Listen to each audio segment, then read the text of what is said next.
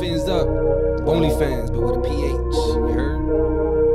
Yo. White orange and teal, the physical real, you know it's a deal. There's blood, sweat, and tears, all up in his huddle with water to cook up a meal. My coaching in two with the combo was chill. Play action to chase, got hunger to feel. The cheetah is loose, he's going for blood. The end of the race only went for the kill. Miami, the city, the county, the block. We steady impact, tail dead in the lot. Defense is strong and hard as a rock. Holland's a lock, and next one's a spot. Getting too hot, so turn up the fan. You look to the crowd, see Jimmy and Bam. Martin, Joe, and Sosa the mans. Yo, fellas, roll the clip, OnlyFans.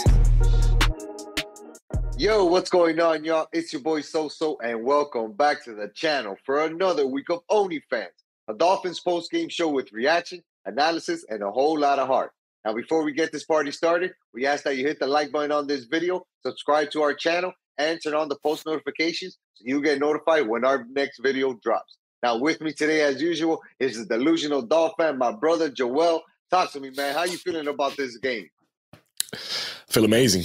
I mean, just like any other boy, you know, opening up the Christmas gift that they wanted, you know, on Christmas morning. Mine just, I opened it up on Noche Buena is all. But yeah, I feel amazing. So how you feeling? I'm feeling great, bro. A 22-20 victory at home, 6-1 at the crib this year. What a Christmas gift for all of us, man, against the Cowboys. And look, you know, let's not bullshit. This was a very important game. Like, we're happy about it because we won, but we have to realize the importance of this game and how we came about to win this game, right? Because it wasn't necessarily an offensive onslaught. It wasn't necessarily a defensive masterpiece. It was a collective effort from all three phases of football in order to get this victory over the Cowboys. I would agree with that. I also want to out front give a lot of credit to Mike McDaniel and the coaching staff this week. It looks, you know, the biggest underlying thing for me was that it looked like they learned from the mistakes that they made in the last few weeks. Most importantly, the Titans loss on Monday night a couple of weeks ago. I think that they learned a very valuable lesson, and we saw that, you know, in effect this time against the Cowboys, and it makes me feel real good heading into Baltimore next week. Absolutely. I can agree with that too, man. And I think we have to focus on how the game started, right? Like, the Dolphins lost the toss. Actually, Dallas won the toss, right? Because they called it. They were the visiting team.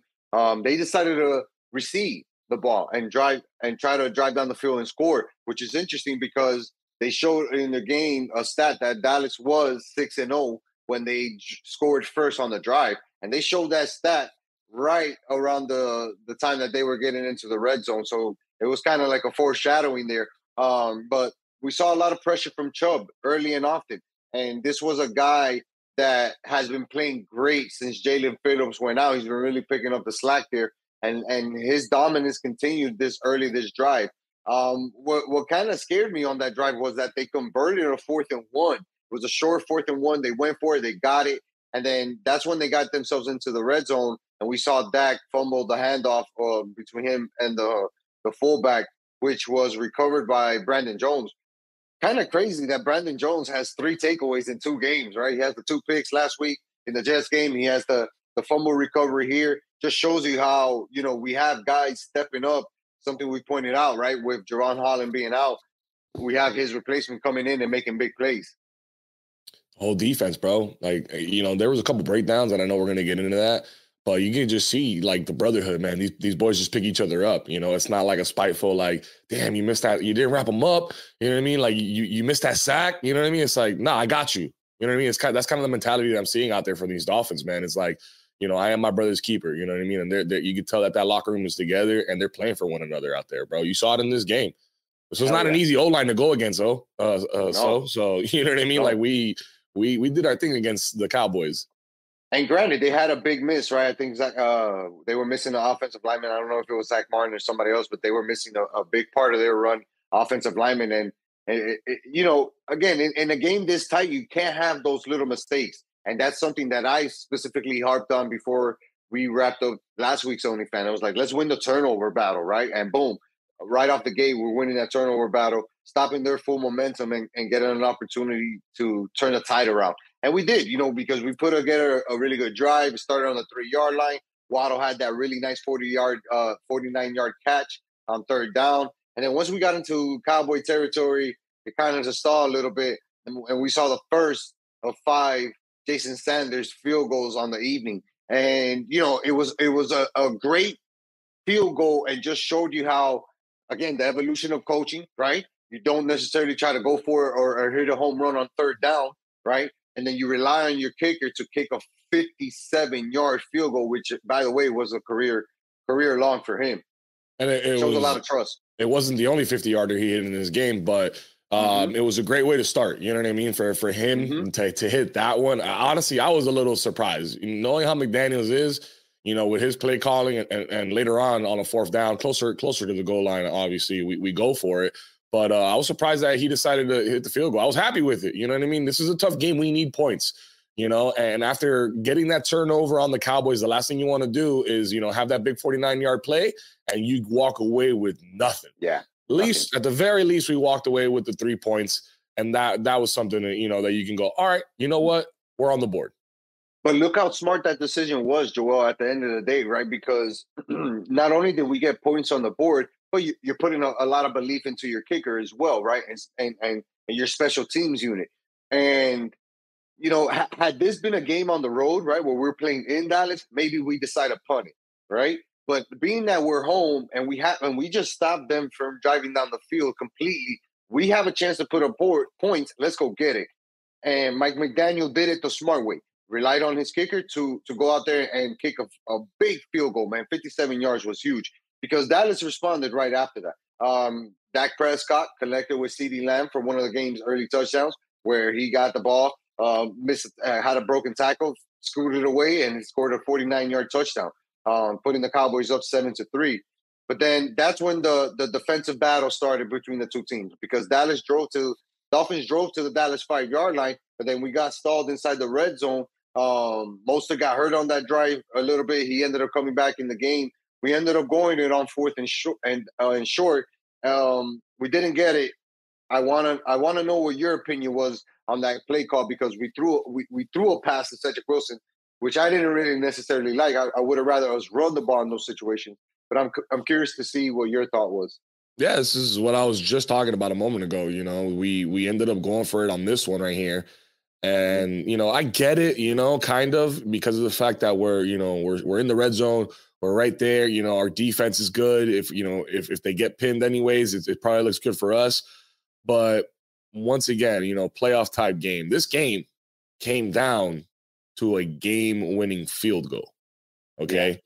So in my head, part of me tells me, man, if McDaniels doesn't go for it here and settles for the 3, we're down 7-6, and in the end of everything, we would have been up 9 points, which would have been 2 possessions on Dallas. We wouldn't have technically been in a position where we needed a game-winning drive. Granted, right. I don't think anything can change when you change one little thing. We make this field goal, who knows what happens? Maybe we don't score before the end of the half or whatever. But, that was something that, I was like, all right, he's going to pick his spots. He's not going to not go for it. We saw him kick a 50-something yarder, to walk away with points. He had a chip shot for it, could have walked away with 3 more points. But instead, he said, you know what?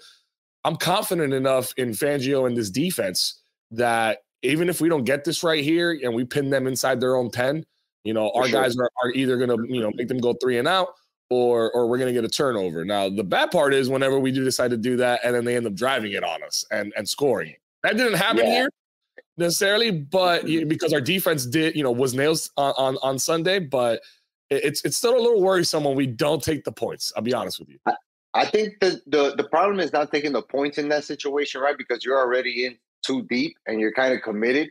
It was more just about the play call, right? Like we need to continue to build up our physicality as a team. And that goes with running the ball or in 4th and 1 situations. Even if we fake it to a fullback, right, and let them plow in where we throw it to the outside and let the speed of our guys, whether it's Wilson, Mostert, Achane, any one of those guys get to the outside and gain that 1 yard, I feel way more comfortable in that, right? I don't like throwing the ball on 4th and 1 because it's like, wait a second, dude, we're putting ourselves in a tough spot, tough angles, tough windows. I don't like those situations. So I think it was more of that. But then, like you said, the defense held up. Van Ginkel came up with a big sack. He had 1.5 sacks on the day. And, that kind of allowed us to not necessarily and to the bell, right? But it just showed us that even when we do make mistakes or that our team can move the ball on us, we can find resiliency after they cross that 50 and say, hey, no more, that's it. Or as they get into that 50, like, all right, that's it. It's time to turn in, buckle down, and get a stop here. And we did, and even with that, Wilkins had a dumb penalty on that, or a whack penalty call, right? Where he got called for. That shouldn't have been a penalty. He tried his best to not land on him. He hit him, came down, and like slid right off of him. So that was a horseshit penalty. It's just unfortunate, Joel, that's where the NFL is at right now, right? Like where you do make any contact with the QB after he throws it, or you come down at him, you're leaving it in their hands to not make the call, right? They gave it back to us. They gave it back to us on some bullshit Micah Parsons. Yeah. But still, it's come on, man. Let it play. It's like I said, the consistency, right? They're at least being more consistent when it comes to those calls. But like I pointed out earlier, Van Ginkel comes up with the sack on that forced third and long. They're able to force Dallas to punt, and then Tua connected with Hill once we got the ball back a couple of times. Kind of got him into the rhythm, because although Tyreek Hill played, you could tell that he wasn't the same Tyreek Hill, right? Like he's still working his way back. And 80% Tyreek Hill is like probably 100% any other wide receiver, to be honest, right? And we were grateful to have him out there. And Waddle also got banged up in this game. He had that one catch for 49 yards. I know Tua targeted him again later on, and they didn't connect. But then he ended up getting his eye poked at one point, maybe later in the game, and then he ended up getting his, tackled on just tackled real low around the ankles, and now his status is questionable for Sunday against the Ravens because of this. But even with that, man, we still managed. Yeah, we went out, we got those points. We settled for another 50-yarder. Jason Sanders nails again. And then this is the difference, though, bro, because this is why I gave credit to McDaniels at the very top, and I will continue to do so as the show goes on. But a couple weeks ago, we would have seen the Dolphins do the same thing, a couple big plays, like a 25, 30-yarder here, and something explosive there, and then kind of stall out, and then it's like, oh shit, either they don't get points, we have to punt it away, we get knocked out of our field goal range, or we're settling for a field goal. And it's like, you keep coming up short, So then we would have seen, I think, McDaniels a little bit on tilt with a little bit more aggressive play calling and kind of going away from his game scheme. We didn't see that, bro. We saw a beautiful end to this first half, courtesy of McDaniels and his play calling. Yeah, and especially after the stop again by the defense, right? The defense came out and gave up a quick 3-and-out from the Cowboys. You know what I mean? And again, just building that pressure, not necessarily sacking Dak Prescott all the time, because he's such a mobile quarterback and a strong quarterback. But the fact that we got 4 sacks on the day, and Bradley Chubb had 1.5, Van Ginkel had 1.5, like, shows you that we were getting to this guy consistently throughout the evening, which was great. But then Tua drove the offense down the field, man, with easy throws. Parsons got flagged for roughing the passer, which gave us that first down. And then Tua connected with Raheem Mostert for his 21st touchdown that we're going to watch here, courtesy of CBS. Boom. Look at those hands. Little bit of a circus catch there, but absolutely. The boys were hyped. Look at that motion. Look at that motion right there. Look at that motion, Joel, dog, where he tells him, hey, come behind me. Gets the whole defense shifting one way. Mostert cuts back the other way. And then it's just an open throw right there. A little dump-off pass. A little dump-off pass, I wish we did more of that. I wish we did more of that with them boys. But, one thing I noticed after that touchdown, the celebration went a little awry. They didn't get to really do. Weird. Did you see that? Like, Mostert was trying to rally the troops to do his, like, surfing thing. And then, like, people were late. There was a miscommunication. And then they were like, all right, let's just get off the field. But I'm not going to lie, though. After watching Hard Knocks on Tuesday, right, it was like, I don't know if that Selly would have hit. You know what I'm saying? As hard as the rest of the Sellys that they've been going off on would have hit, because the Caroline would have been a little bit complicated. Obviously, it was complicated as they couldn't get it off. But they were able to score and take the lead, 13-7, right before the half, forcing the Cowboys to take the knee, which is great news, because then the Dolphins were getting the ball to start the second half. And I thought we were going to come out more aggressive, right? Throw the ball more, maybe run a little bit more with Mostert. And we ended up not doing a combination of both. Like, again, Tua and Hill had a rough day out there. Yes, Tyreek Hill had 9 catches for 99 yards, I think, right? 9 catches for 99 yards, no touchdowns. But like I said, it wasn't the same explosive Tyreek Hill. Jalen Waddle makes some good catches. Mostert on this drive went over 1,000 yards for the season rushing. Just shows how great he's been, right? With the limited amount of carries that he's gotten, he's still been able to produce at such a high rate. Man, where would we be without this Mostert guy, right? This offense is just nasty, dog. Like, everybody focuses on Tyreek Hill, but there's so much more going on in this offense that goes above and beyond that. It's just crazy, dog. I love the fact that you just said that Tua and Tyreek struggled. If your number one receiver doesn't go over 100 yards on the day, he struggled. If he doesn't have a touchdown on the day, he struggled. And if your starting quarterback goes, I don't have his attempts and completions, but 65%, 293 yards, a touchdown, and a passer rating for 293. And a passer rating of 98.1. Yeah, I'll take that struggling QB all day, bro. Give me that struggling QB all day. He didn't give him no picks, made the right decisions, made the passes he needed. Tyreek did what he could on his bum ankle, which he's still recovering. And it was a collective team effort, bro. I mean, dog, it just this second half right here. So, I mean, the first half, the close of that first half was great. But, bro, this second half was exactly what we want to see as Dolphins fans heading into the postseason, bro. Yeah, hell yeah. And look, and even after the struggle, right, because we ended up punting the ball to the Dallas 2-yard line, forcing them to go the length of the field. We won that field position battle immensely, because even when Dallas scored their touchdown late in the game, they had to go all the way downfield to score. And it's really hard to do that, right? And they did it with leaving us time. And we're going to get to that because we got a great clip to show you. But like, yeah, we forced them to get another 3-and-out by the defense, where we're putting that pressure on Dak to make bad throws, to rush throws, not allowing him to escape the pocket, right, and run the ball. And then taking away CeeDee Lamb. I just wanted to note that, because CeeDee Lamb he had that big catch in the first quarter. We shut down CeeDee Lamb second and third quarter. He didn't do nothing. Easily shut that guy down in the second half. And we saw another 54-yard field goal. Another 50-yard field goal from Jason Sanders after we got the ball back. Where we're able to move into Dallas territory, and it stalls. And it's like, you know what? McDaniel, feeling so confident in Sanders after that 57, says, bro, go out there and kick this little 54 real quick for me. Boom. Put us up 16-7, really putting that pressure on the Cowboys. And then they're able to move the ball downfield again, and it became that hard, grinded out type game. They end up getting a field goal out of it from Brandon Aubrey, 43 yards to make it 16-10. And then Tua connecting with Hill again a lot throughout this drive, connecting with Waddle and connecting with the tight ends. That's something that we pointed out last week. This week, we saw that Durham Smythe was second with 5 receptions for 56 yards. Yeah, he had a career day. A really good day out there, man. A really good day out there. Just being available. And it's not, hey, I'm running around. It's just like, hey, if you're running this way, I'm going to be that second to third, fourth guy that you can throw and get a first down. And that's what I really liked about this play calling. Because even though we ended up getting another field goal a little bit easier, it was a 40-something field goal for Jason Sanders to put us up 19-10. Just forced us to continue to put points on the board whenever we could, and not allowing Dallas to hit a big play. They only had one big play, which was CeeDee Lamb's big play in the beginning of the game, and that was it, man.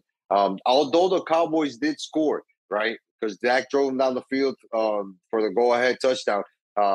Back-to-back penalties on third down were on the defense. Kept their drive alive.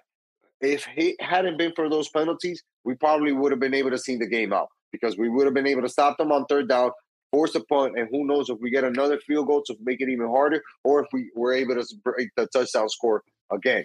But I'm glad it didn't happen, though. I'm glad it played out the way that it did. You know what I mean? Because we got to give Dallas credit. You know what I mean? Even though the narrative is Dallas can't win on the road, and Dak is suspect, and whatever. I mean, Dallas beat the Eagles this year. Who we lost to. Granted, they were at home, and they also lost one at Philly. But they beat the Eagles, which is a good team when they beat them. That matters. They have a couple of good wins under their belt. They're going to be most likely in the playoffs in the NFC, and they represented what we're gonna face. Good teams are going to score down the stretch and make the game interesting and competitive. No lead is safe, as we saw 2 weeks ago, Monday Night Football against Tennessee. No lead is safe. So we're up on the Cowboys, but they're making it interesting. So that means, all right, Defense needs to tighten up. They've been doing it the whole game. Guess what? We got screwed over because of some penalties and stuff. They end up scoring on a Brandon Cooks touchdown, and they end up taking the lead on us. Well, that's what we need. We needed that test, and we passed. And I think not that we passed, Joel, right? Because we could have gotten lucky and hit a big play to get us into the field goal range. And then how's that lucky, though?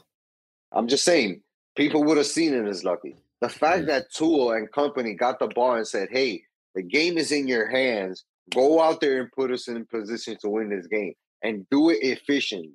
Because we got the ball with about 3 minutes left. Yep. We killed it all the way to the 2-minute warning. Killed it past the 2-minute warning. And continue to get first downs. And Tua even said it again. Luckily that we saw it on Hard Knocks the night after. Some people might not have seen it yet.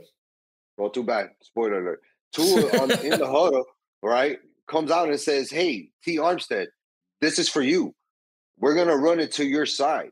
We're gonna get this first down, and we need you to block." And you can see T. Armstead go out there and make a hellacious block that allowed Wilson to get the first down. Again, the trust from McDaniels in his offensive line, in his running backs, in his quarterback to go out there and tell these guys, yo, this is what we're going to do. We're going to drive down the field. We're going to win this game.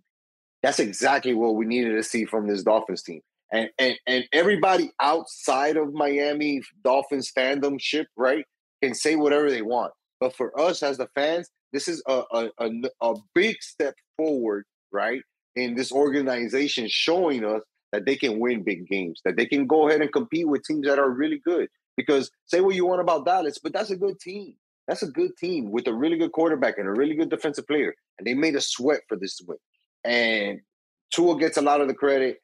McDaniels gets a lot of the credit. But it was a real collective effort. And for this team to win a playoff-type game like this, in this manner, with a fucking game-winning field goal like this, my dog, come on, man. Come on, man. Like, just shows you. That was the easiest one he had all day. The shortest field goal he had all day. Look at my dog counting them shit, Counting them, 5 of them, dog. He could have had 6, too. I mean, MVP, outright MVP of the game, Jason Sanders. That's exactly why we gave him all that money a few years back. So really, really happy for the guy. Get that 5 in there. I like that. Get that 5 in there. I like that. But I mean, I know I keep harping on this and I keep going back to it, Monday Night Football against Tennessee, bro. That one really stung because that was a team that should not have beat us. We lost to Kansas City. We lost to the Eagles. We lost to the Bills. All right. We should not have lost that game to Tennessee.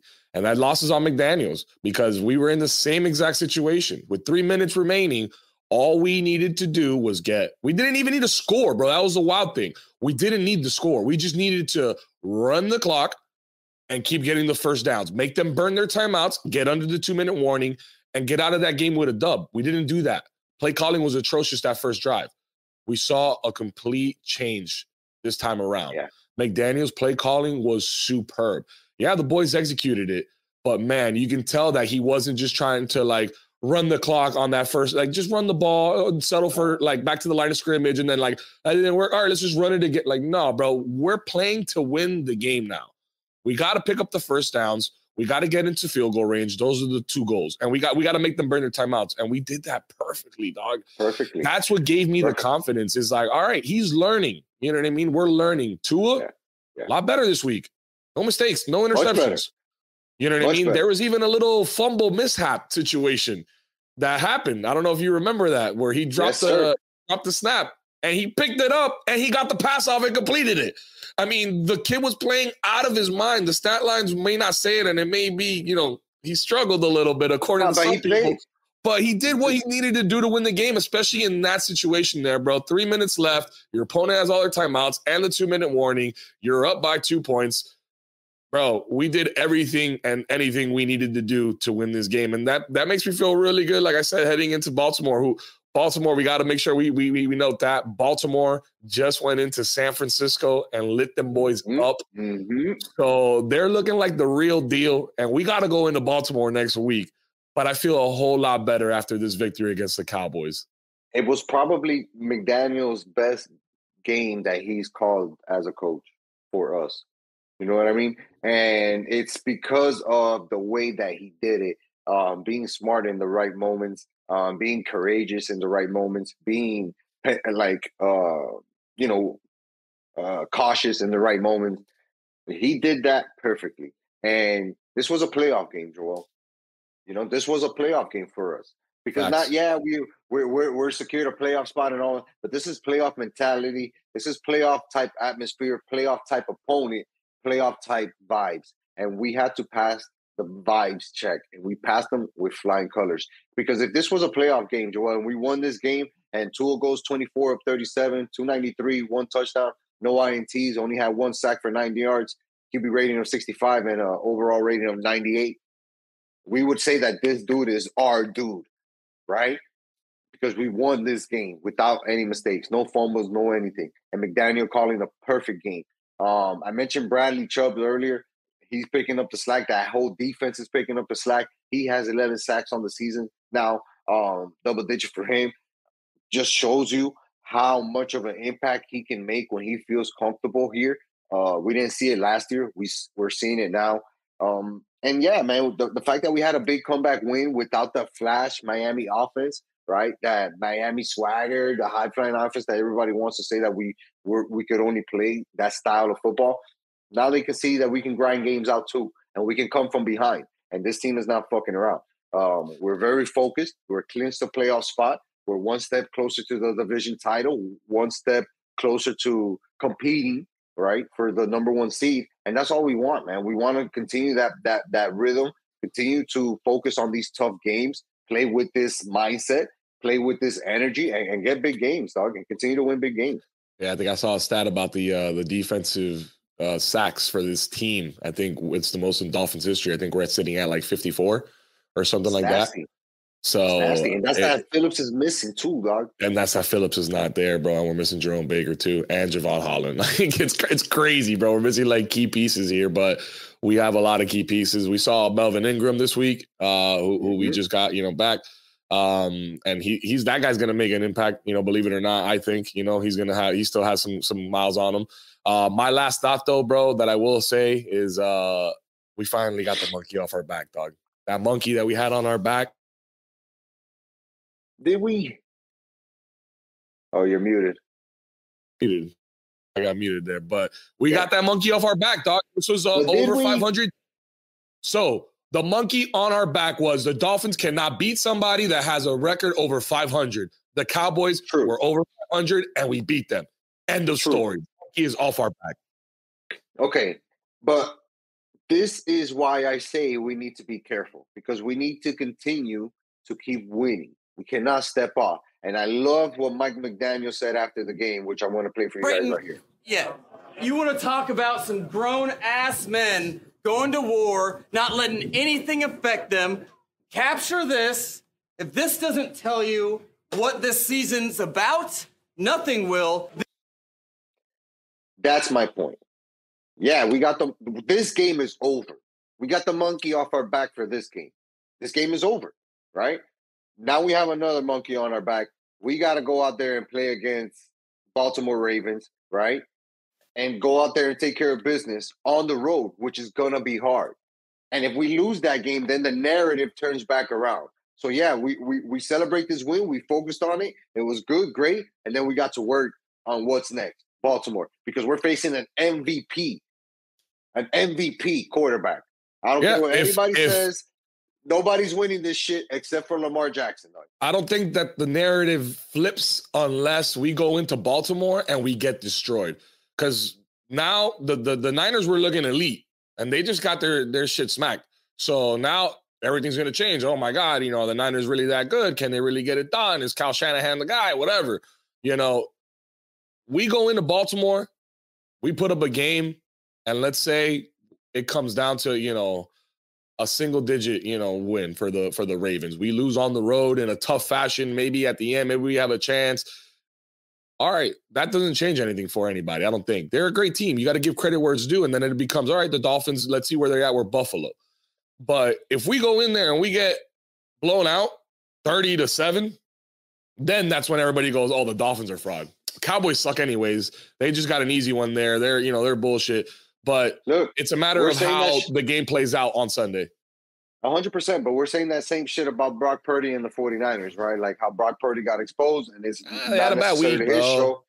Bad week, but again, is what I'm saying. The narrative is going to be, like you said, the Dolphins are fake. That's why the monkeys are not off our back until we continue to win a playoff game, continue to win games. We got to continue to win games, and in my opinion, we got to focus on the next opponent, not the monkey on our back. That's just my opinion. My opinion. Yeah, and look, Baltimore's focusing on the next one because the monkey's already off our back. The metaphorical monkey of not being able to beat an over 500 team, that is off our back. Now, the playoff win monkey, if you want to talk about playoff wins, then yes, that playoff monkey is still on our back. Okay. Let's go out there and beat the best team in football. And look, this team that we're going to face in Baltimore, they've knocked out 5 quarterbacks already. They knocked out Ryan Tannehill in week 6, knocked out Deshaun Watson in week 10. Week 11, Joe Burrow. Week 15, Trevor Lawrence. And then just now, Brock Purdy with the shoulder. We got Tua, baby. Tua's better than all of them. Let's go. Fins up, baby. It's going to be a good one, man. It's going to be a good one. We're going to bring it to you here on OnlyFans, man. It's going to be a great game. Saturday, Miami Dolphins versus the Baltimore Ravens in Baltimore. Are we going to get it done? It's Sunday, not Saturday. Sunday? You sure? Sunday at 1. I'm pretty positive. Sunday, 1 o'clock in Baltimore, Dolphins, Ravens coming at you guys. And then we're going to be bringing you guys OnlyFans, and we'll have the whole squad with us, of course. Make sure to turn on the notifications, continue to like the videos, and until next time, peace.